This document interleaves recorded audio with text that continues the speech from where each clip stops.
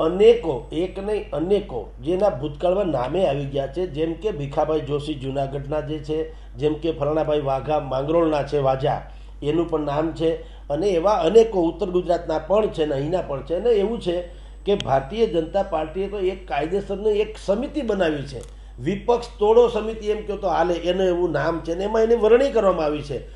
જયરાજસિંહ પરમાર, જે આજે અર્જુન મોઢવાડિયાનું ઓપરેશન થયું છે, એ જયરાજસિંહ પરમારે કર્યું છે.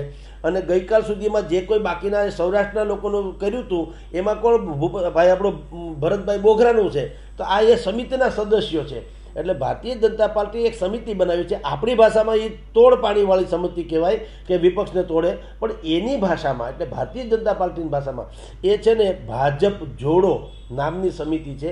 કે ભાઈ વિપક્ષમાં એવી હસ્તીઓ હોય કે જેનું કમસે કમ મતદારો, થોડા ઘણા મતદારો એના નામે મત આપતા હોય, પક્ષમાં લેબલ જરૂરી નથી. જેમ કે અમરીશ ડેર, જેમ કે અર્જુન મોઢવાડિયા, નરેન્દ્ર મોદીની આટલી મોટી ભીષણ તમને કહી શકાય એવા એના વેવ્સમાં પણ અર્જુન મોઢવાડિયા પોતાની સીટ બચાવી શકાતા.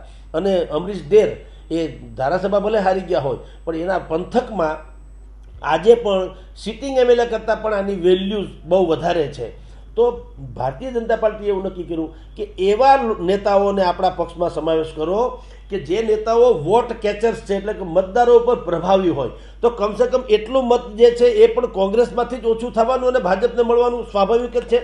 એટલે વોટિંગ શેર જેમ વધે એ પાયો મજબૂત થાય એવી હાલત હોય છે. નેતા અને ચહેરા પછી ગૌણ બની જાય. જ્યારે એક ફાઉન્ડેશન મજબૂત થઈ જાય તો ઉપર તમે ગમે એટલા માળ ચણી શકો. એવી રીતે એક આખું મતદારોનું માનસ એક પક્ષ તરફ થઈ જાય પછી સૂત્ર ગૌણ થઈ જાય, નેતા ગૌણ થઈ જાય, ચહેરો ગૌણ થઈ જાય, એજન્ડા ગૌણ થઈ જાય.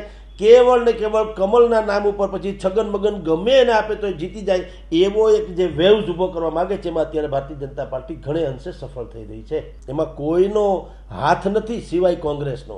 કારણ કે વિપક્ષો એટલે કે પ્રજાએ તો લોકતંત્રમાં સારા વિપક્ષની અપેક્ષા હંમેશા રાખી જ હતી, પરંતુ એને સારા થતાં ન આવડ્યું એ કોંગ્રેસનો વાંક છે.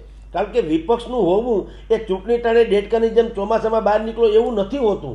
હવે વોટ્સઅપ યુનિવર્સિટીએ દરેકને પીએચડી બનાવી દીધા છે.